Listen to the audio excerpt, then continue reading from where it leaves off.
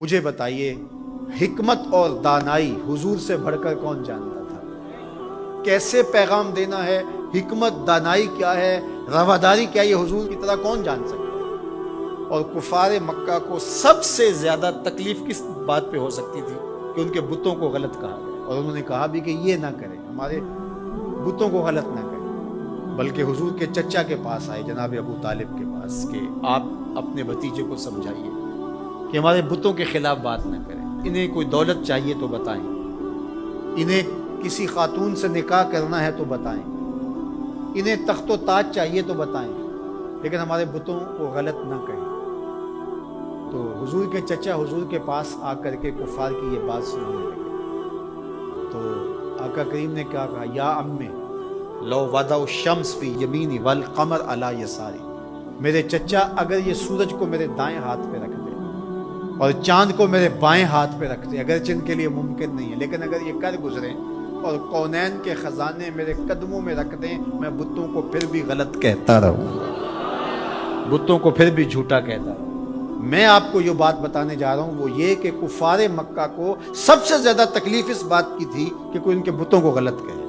اور حضور سے بڑھ کر حکمت کون جانتا تھا؟ تو چلو اس بات کو آخر میں رکھ لیا جاتا، لیکن حضور جانتے تھے دین کی بنیاد ہی یہی ہے، کانٹے بچھتے ہیں، گڑے کھدتے ہیں، جو بھی ہوتا ہے ہوتا رہے، لیکن لا الہ ہمارے کلمے کا آغاز یہاں سے ہوگا،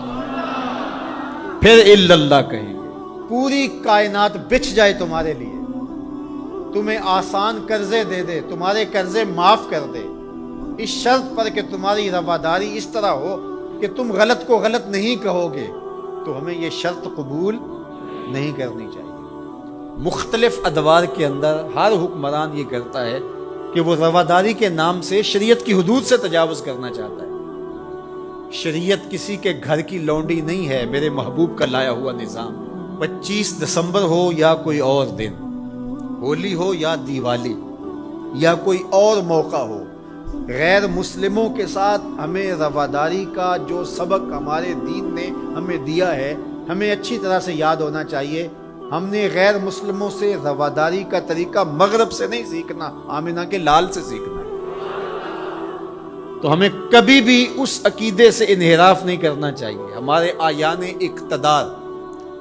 ہمارے کار پرداز ذمہ دار حکومتوں کے تخت و تاج کے مالک مختلف ادوار کے اندر ایسے فول کر جاتے ہیں کہ جو شریعت کی دھجیاں اڑانے والی بات ہوتی ہے، اور وہ اس کو رواداری کے نام پہ کر رہے ہو۔ ان کے ساتھ رواداری کا یہ مفہوم نہیں ہے کہ جا کے جو ہے وہ ان کے بتوں کی آپ تعظیم کریں اور ان کے اوپر چڑھاوا چڑھاویں، یا پرشاد جا کے ان کی کھائیں،